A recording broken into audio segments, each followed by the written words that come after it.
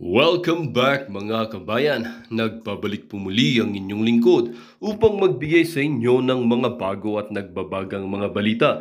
Tila ba naging mainit na usapin ang isyong ito sa mundo ng social media? Muling binatikos ni pangalawang Pangulo Sara Duterte si Pangulong Kuting dahil sa aniya ay kakulangan ng paghahanda at mabagal na aksyon ng administrasyon sa pagtugon sa pananalasa ng Bagyong Karina. Sa isang press conference, mariing sinabi ni VP Sara na malinaw na hindi handa ang pamahalaan sa pagharap sa mga pag-alis ng sakuna. mga pulis Hindi ay sapat ang puro ipinoprotektahan salita nila ng mga lamang, posibleng kailangan ng banta sa konkretong kanyang aksyon buhay at na masusing sinasabing paghahanda upang nagmumula sa matiyak ang administrasyon ni kaligtasan ng Pangulong ating Kuting. mga kababayan. Ayon sa mga Ani ilang ni VP Sara pagkakatiwalaang Duterte. sources, ang Dagdag pag-alis pa ng niya, malaking bahagi marami ng sa kanyang mga lugar security na detail ay tinamaan ng maaaring bagyo may ay hindi kinalaman na sa iapesuhan umiiting ng na maayos political rift at sa kulang pagitan sa ni mga VP Sara at ng kinakailangang kagamitan administrasyon. at tulong. Ang ilang eksperto sa politika Nakakalungkot ay isipin nagbabala na o sa kabila ng nagbabala paulit-ulit nagbabala nating ng panawagan ganitong para sa hakbang ay mas maaaring maayos na maglagay sa disaster preparedness, vice-presidente sa tila mas malaking panganib. Ang napapabayaan pagkawalan ng pa mga rin ang pulis na ating mga nagsisilbing mamamayan, bantay ay dagdag malaking pa ng bagay Vice lalo na ang Presidente. kasalukuyang klima ng Marami sa mga politika ay residente puno ng intriga at ang mga alingasgas. naapektuang lugar Ayon sa isang ang profesor ng isang tanyag na nagpatotoo sa mga universidad. aligasyon ni VP Sara. Ayon sa Dagdag pa ng kanila, isang hindi profesor, sila nakatanggap ng kapag sapat na tinanggalan ng babala at seguridad tulong ang mula isang sa mataas na gobyerno opisyal, magiging bago at malaki ang matapos posibilidad na siya ay manalansa ang bagyo. masaktan o Hanggang ngayon, mapahamak. wala pa rin Hindi kaming ito dapat isang nakukuhang walang tulong. bahala. Nawalan kami ng Samantala, tirahan at nananatiling walang-wala tahimik kami. si Pangulong Ayon sa Putin isa sa mga tungkol residente sa ng isyung Cagayan ito. na Subalit lubhang marami ang naapektuhan ng nag-aabang ng Bagyong kanyang magiging Karina. pahayag lalo Sa na kabila ng mga pagkaligtasan ng batikos, pangalawang nananatiling tahimik si pinakamatataas na opisyal Pangulong ng Kuting bansa at ay mga kanyang nakasalalay. at ang Patuloy kanyang na nanawagan administrasyon. ng mga Sa taga-suporta ngayon, ni VP maraming Sara para mamamayan sa ang umaasa na magkakaroon ng konkretong pagpapanumbalik aksyon ng at kanyang pagbabago sa security sistema ng detail upang pamahalaan matiyak sa ang pagharap sa kanyang mga sakuna kaligtasan at upang seguridad. maiwasan na Para sa muling karagdagang mangyari ang balita o ganitong mga update, insidente. Well, para manatiling nga sa buong nakatutok sa aming impormasyon mga ay susunod panoorin na na ulat. lamang ang buong At video. At kung para sa bago ka buong pa lamang impormasyon sa ay aking panoorin na channel, lamang ang huwag buong video. At kakalimutang kung bago ka pa mag-subscribe, lamang sa aking pindutin ang channel, notification huwag bell at kakalimutang piliin ang all mag-subscribe. upang Pindutin ang laging maging notification updated bell sa at mga piliin bago ang at all nagbabagang upang mga laging balita. maging updated At sa sa mga bago solid at viewers nagbabagang naman mga natin balita. dyan, At sa mga solid maraming viewers salamat naman naman natin po dyan, sa patuloy na maraming pagtangkilik salamat sa naman ating po sa channel. patuloy na Tuloy-tuloy lang pagtangkilik po sa ang ating laban channel. para sa Tuloy-tuloy katotohanan lang po ang at laban para na para rin sa sa katotohanan kinabukasan at ng para ating na rin sa pinakamamahal kinabukasan na ng bansang ating Pilipinas. pinakamamahal na bansang Pilipinas. Panoorin natin si Raul Manuel para tuluyan na natin itong banatan. Ito, pasok Raul Manuel. Hindi raw katanggap-tanggap ang pagbiyahe abroad ni VP Sara Duterte habang nasa gitna ng kalamidad ang ating bansa. Ayon po yan sa isang kongresista. Na kongresistang si Raul Manuel. Hindi katanggap-tanggap kasi masakit kasi sa kanilang kalooban. Inggit kasi kayo kay VP Sara. In fairness, ang kaalyado ni Bongbong Marcos, hindi man sila nagsalita, hindi man sila nag-comment about VP Sara. Kayong mga makabayan black ang binabantayan nyo si VP Sara. Hindi raw katanggap-tanggap. Kayo, katanggap-tanggap ba kayo ng taong bayan? Tumulong na ba kayo? Nakadeploy na po lahat ng tulong ni VP Sara. Kayo yung nakakahiya. Nandito kayo sa Pilipinas. Hindi namin nakitang tumulong kayo. Ang paliwanag naman ng bise, matagal na nakaschedule ang personal na trip ng kanyang pamilya. Nasa front-end balitang yan si Camille Samonte. Habang humahagupit ang habagat at super bagyong Karina sa ating mga kababayan, kumalat ang balitang bumiyahe papuntang Germany si Vice President Sara Duterte. Klaruhin ko lang ha. Ang schedule po ni VP Sara, sumabay dito pag-ulan. Okay? Hindi pa yun bumabaha ha.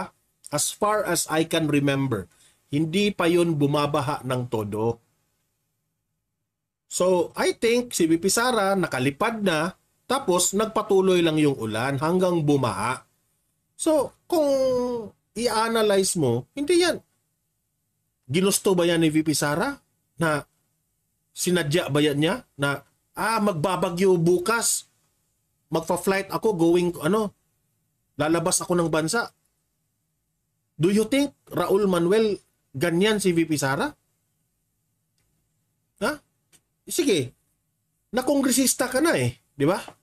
Siguro naman may konting katinuan yung utak mo. Sa tingin mo ba sinadya yan ni VP Sara na lumabas siya sa bansa dahil merong bagyo? O nag-iikot lang talaga yung utak mo. Di ba? O putak na lang kayo, nagbabantay lang kayo ng kamalian, at the end of the day, nakakahiya kayo. Dahil nandito kayo sa Pilipinas, hindi man kayo nakita na tumutulong. Si VP Sara na nandun sa labas ng bansa, pero kitang-kita yung Office of the Vice President na handang-handa talaga. Nakadeploy na lahat. Sila pa ang pinakauna. Kaya nga, ang advice ko sa mga government officials, ito yung dapat nyong gayahin. Si VP Sara ang dapat nyong gayahin. Hindi yung puro kayo bula ng bula, meeting kayo ng meeting. Yan ang sabi ni former President Duterte. Bakit si Presidente Bongbong Marcos, pagkatapos ng baha, pagkatapos ng bagyo, saka kayo nagmi-meeting? Bakit ganyan? Noong panahon po ni Duterte, papalapit pa lamang yung bagyo, 2 days before or 3 days before or 1 week before the bagyo, nakahanda na lahat. Naka-meeting na sila kung anong gagawin. Naka-deploy na lahat ang mga informations at mga instructions. Pero kayo, anong ginagawa ninyo? Raul Manuel, administration ni PBBM. Pagkatapos ng ulan, nakita nyong nasalanta na yung ating mga kababayan na puno ng baha, saka kayo nag-meeting? Paano na yon? What if na merong emergency doon? Paano nyo natutulungan? Nung lumakas yung ulan, bumaha, meron ba kayong nakitang government officials na nakahanda doon? Meron ba kayong nakitang mga sundalo, mga pulis na naka-deploy sa area na possible na magbaha? Wala. Sa panahon po ni former President Duterte, papalapit pa lamang ang bagyo, naghahanda na ang lugar. Chine-check na yan lahat. Paano? Itong gobyernong ito, alam nyo ba kung saan sila busy sa kanilang paghahanda? Naghahanda sa SONA. Naghahanda sa 20 million na budget para SONA. Yun ang pinaghahandaan nyo eh. Ipinagbayabang nyo ang 5,500 flood projects eh. Naghahanda kayo doon. Instead na alam nyo yan, ang Pag-asa, alam nila na may paparating na bagyo, hindi kayo naghahanda. Alam yan eh, malalaman yan sa satellite eh, kung gaano kalakas, gaano karaming tubig. Bakit hindi kayo naghahanda? Ngayon, isisisi nyo kay VP Sara. Lagi na lang tayong turo ng turo dito, sisihan na lang tayo dito. Sige, sisi na lang tayo ng sisi dito. Sinisisi nyo dahil pumunta sa ibang bansa. Pero sino yung nakahanda sa inyo? Napahiya kayo. Napahiya kayo kay VP Sara. Di ba? Duterte. Kinumpirma yan kanina ng tanggapan ng pangalawang Pangulo. Sa inilabas na official statement ng Office of the Vice President, nasa isang personal trip abroad daw si VP Sara. Personal trip. Personal trip. At hindi yan basta-basta na makalabas ang isang government official. Pinaghahandaan yan. Humihingi yan ng permeso. Magpapa-approve pa yan. So hindi kadali kakansilin yan. Si Raul Manuel. Alam kong alam mo yan. Pero malikot lang talaga yung utak mo. Kasama ng kanyang pamilya. May approval daw ang kanyang pag-alis. Katunayan, naglabas pa umano ng Travel Authority ang Office of the President noong pang July 9. Sige. Iulit natin para para i-inform natin si Raulo Manuel. Her departure, meaning her, VP Sara, VP Sara's departure received the necessary approvals as evidenced by the Travel Authority issued by the Office of the Vice President. Issued of the President dated July 9, 2024. So ano ngayon? Raul Manuel, Magpaka-BO-BO ka na lang ba? Labas pa umano ng Travel Authority ang Office of the President noong pang July 9. Pinasalamatan ng OVP ang pagrespeto ng publiko sa privacy ng pamilya ni Vice President Duterte. Ang walang respeto sa iyo, BP Sara, ay yung mga bangag vloggers lang at itong mga si Raulo Manuel, itong mga Makabayan Black, dahil binabantayan ka lang. Nakakalungkot daw na sumabay pa ang kanyang personal trip. Tingnan nyo, nalulungkot pa nga itong si Vice President Sara. Bakit nagkasabay ang kanyang trip dito sa bagyong ito? Di ba? Pero, kung tutuusin, kung if you will see the bigger picture, si VP Sara ang pinakahanda sa lahat ng ahensya. Hindi naman sa lahat ang Office of the Vice President. Hindi na pala parte ng administrasyon itong si VP Sara. Naghihintay lang itong si VP Sara sa kanyang tungkulin bilang Vice President. Sus, sana si VP Sara na lang ang naging presidente ng Pilipinas. Wala talaga, weak talaga itong ginagawa nila. Sa pananalasa ng super bagyong Karina. Sa kabila niyan, palagi naman daw nakahandang tumulong sa mga nasalanta ang Disaster Operations Center ng OVP. Naglabas din ng mga litrato at video ang opisina ng bise ng kanilang ginagawang Yung video na yan, siya ang nakauna.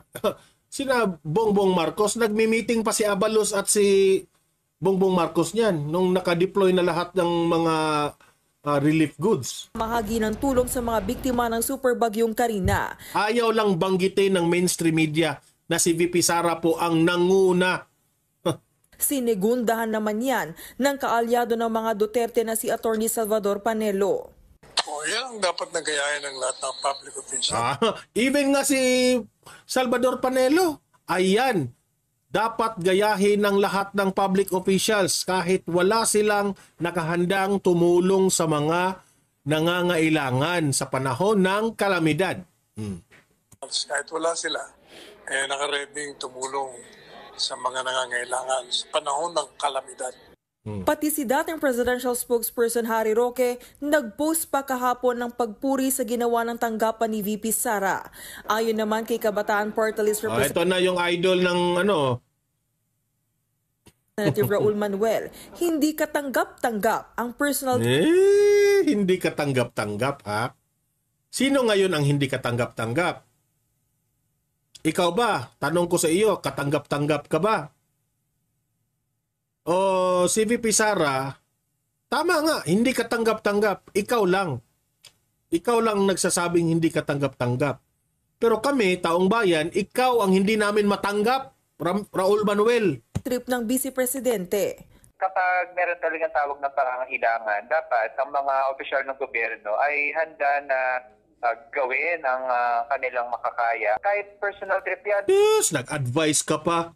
Bakit ikaw? Sinong nauna sa inyo ni VP Sarang tumulong? Sige nga.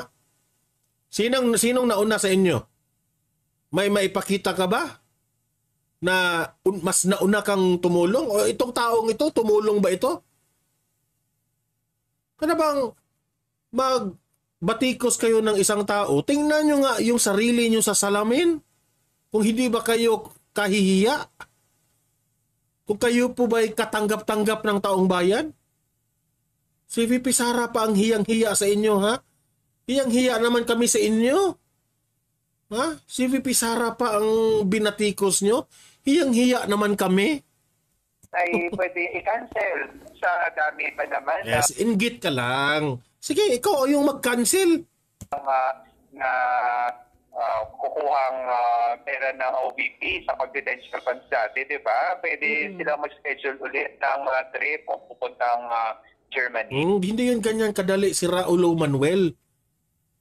Sige nga, magkano yung flight, Philippines to Germany? Sige nga, sige. Kasi nagsasuggest ka eh. Tingnan natin. Nagsasuggest to eh. Philippines to Germany plane ticket. Ayan. Philippines to Germany plane ticket. Cheap trips pa ito ha. Magkano? Sinong mga taga-Germany dito? 65,000. 71,000. Nag-range ha. Merong 65,000, merong 71,000. Per person yan ha. Si Raulo Manuel. Nag-range siya 61 to 71,000 yung plane ticket. Let us say, ang pamilya nila, 10 silang pumunta doon sa Germany. Tapos tag 60,000 pesos sila each yung plane ticket nila. Alam mo ba kung gaano kalaki yun? Na i-cancel ang flight? May utak ba itong si Raulo Manuel na ito? Sige nga. Sige. I-calculate nyo raw. Sige. 60,000. Let us say, 10 lang silang pumunta dito, members of the family. Siguro naman, sasabay yung mga Diba? Magre-range rin ng 600,000. Ang sayang yung pera. Flight lang yun. Hindi yun ganyan kadali si Raulo Manuel na international flight. Okay? Inggit ka lang. Si BBM nga 23 billion di ba? Doon ka magngak kay Bongbong Marcos na halos every week nagpumunta ng ibang bansa dati. Yung the other month. Diba? Utak-utak rin ang gamitin si Raulo Manuel. Pinakamababa na yan ha, 60,000. Pero nung nakita natin, chinek natin, that is around 60 to 71,000 pesos per person. Philippines to Germany. Sige nga, si Raulo Manuel, paliwanag mo yan. Tapos ipapakancel mo lang? Ganyan ba ka-inggit ang inyong isip? Ganyan ba kayo kadesperado na ipakancel nyo ang flight ni VP Sara? Ha? Utak mo? Nagbabalita mula sa frontline kami. Ganyan sila. Pinag-initan nila ngayon itong si VP Sara. Ha? Pinag-initan nila ngayon. Kasi, wala Alam nilang mananalo ito sa 2028. Kaya unti-unti na nila itong sisiraan at sisiraan. At hindi kayo magtatagumpay dyan. Dahil ang taong bayan po, alam nila kung ano yung tunay na mga ugali ng mga Duterte. Kahit anong sira nyong gawin dito kay VP Sara, hindi kayo mananaig. Kasi lalabas at lalabas ang tunay na ugali ninyo. Yung kolor ninyo. Yung taong laging turo ng turo, yun yung Kung tumuturo kang ganyan, nakaturo yung isa. Pero yung tatlo, nakaturo yan sa inyo. Yung tinuro nyo na nag-blame kayo, siya pa yung nauna. Siya pa yung nandun kaagad sa ground, nakatulong na. So wala kang right para punain, patikusin ang aming vice presidente. Nakakahiya ka. Sa totoo lang. Okay, punta tayo dito sa pagpunta ni PBBM sa mga nabiktima nitong bagyo na ito sa Kamanava area at magko-comment tayo dito. Okay, pasok. Personal na binisita nitong Webes, July 25 ni Pangulong Ferdinand Marcos Jr. ang mga lugar na binaha sa Kamanaba o Caloocan, Malabon, Nabotas, Valenzuela area. Sakay ng truck, inikot ni PBBM ang ilang lugar sa Valenzuela City, Malabon at Ayan ha, yung baha is tagatuhod yung baha. Ayan, si Presidente Bongbong Marcos nakasakay po ng I think military truck yan, kasama si Sandro Marcos. Botas City. Pinangunahan rin niya Nandyan rin si Abalos. ang pamimigay ng relief goods. Tinignan rin Oh, tingnan nyo. Namigay nga ng relief goods. Nandyan nakasakay yung presidente. Ang tao hindi nakalinya. Inabot lang yung mga relief goods. Imagine na, sakay dito ang presidente natin. Walang order. Walang sistema. Tingnan nyo ang gulo-gulo ng pagbibigay nila. Samantalang yung kay VP Sara, magaling yung proseso. Lahat mabibigyan, pinapalin niya. Pero ito, anong nangyari dito? Bakit ang gulo-gulo? Bakit parang naglalaro lang ng, ano yung laro na aabutin yung mga candies ng mga bata? Presidente ito ng Pilipinas, ha? Ganyan ang sistema ninyong mamimigay ng mga tulong? Walang sistemang... Tingnan nyo. Kung ganito ang sistema, magulo ang sistema, ha? Dulot ng itong ating presidenteng ginawa niya dito, how much more sa kanyang mga tauhan? Siya na namimigay ng relief goods. Presidente yan, ha? You compare now. VP Sara and PBBM. Yung kay VP Sara talaga, may lamesa, nakahanda. Ito ano to? Ano to? Para siyang vlogger dyan na namimigay ng... Remember yung vlogger na namimigay ng yung piso na ano? Nagbibenta ng piso yung mga damit? Parang ganyan. O yung kay Manny Pacquiao, namimigay ng tagwa 1,000 pesos na abuti pa yung kapakyaw kasi nakalinya yun. Ito. Ayan. Walang sistema. Di ba?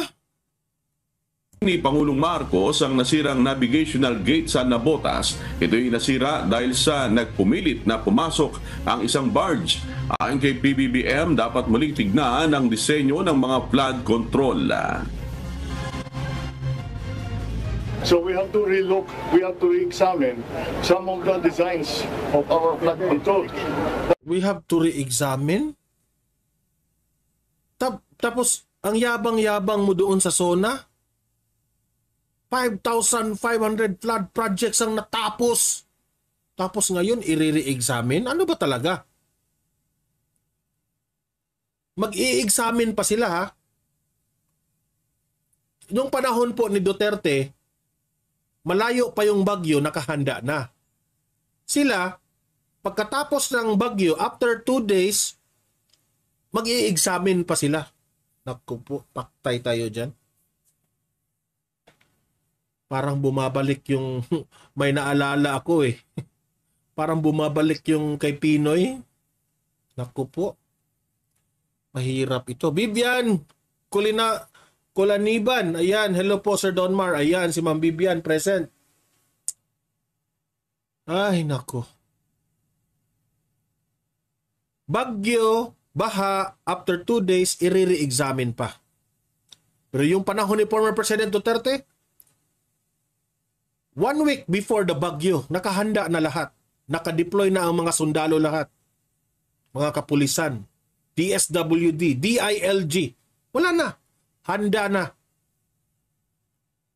Hindi na magbibigay ng instruction si Duterte dahil nakalatag na lahat ang instruction. Remember?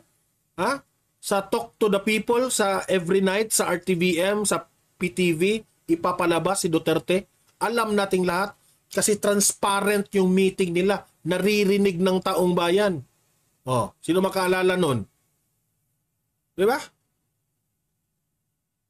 Tama ako, hindi?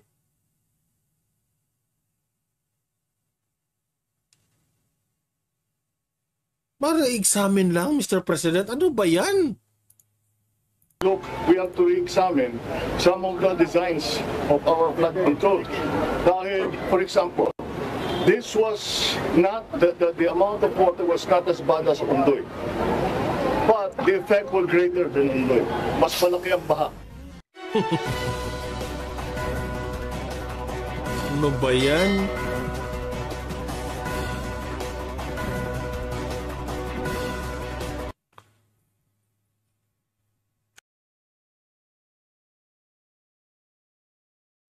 I-re-examine pa raw.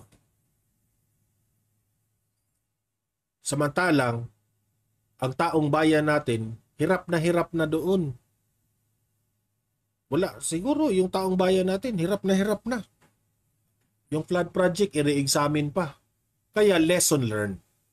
Hindi tayo pwedeng magmamayabang. Dahil dyan dahil dyan na inis po ang kanyang ate. Si Super Ate po na inis. Sabi ni Super Ate, kahit Marcos itong si Super Ate, na-appreciate rin naman natin kasi fair itong si Super Ate. Sabi ni Super Ate Amy Marcos, ano ba talagang ibinibigay na data?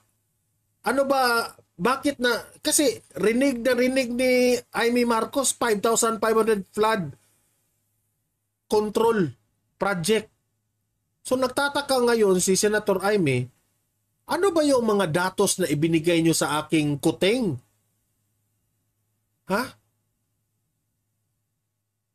Napapahiya tuloy ngayon si PBBM. Sino ba ang nagbibigay sa inyo ng 5,500? Na-fake news tuloy. Nabudol tuloy. Baka akala nyo na nag-fake news tayo. Ito, si Super Ate, pakinggan nyo. Asan na yung flood control plan na sinasabi para sa 10 taon? Yun. Baka naman kung ano-ano ang rine-report ninyo sa ading ko. Baka Ano yung nire-report ng ading ko? Nasaan na yun? Mismo ang Super Ate na ang nagsabi. Ano kayo ngayon, mga bangag vloggers? Ate na yun ang nagsabi. Kapatid ng presidente ninyo. Yung ading ko, ano ba yung binigay niyong datos at informasyon? Bakit nagbabaha ngayon? Ayan Senator Amy sabi para sa 10 taon. Yun. Baka naman kung ano-ano ang rine-report ninyo sa ading ko. Baka iba-iba naman ang rine-report ninyo sa presidente. Wag naman. Di ba? Nagalit tuloy si Senator Amy. Ikaw, Senator Amy, pagsabihan mo yung kapatid mo na wag kasing magpalabas ng mga matatamis pakinggan na mga sona, mga speeches, mga statement. Kasi mahuhulit, mabubuking, matutuklasan yan. Mismo ang kalikasan, ang bagyo po, ang nag-fact check sa inyong kapatid. Di ba?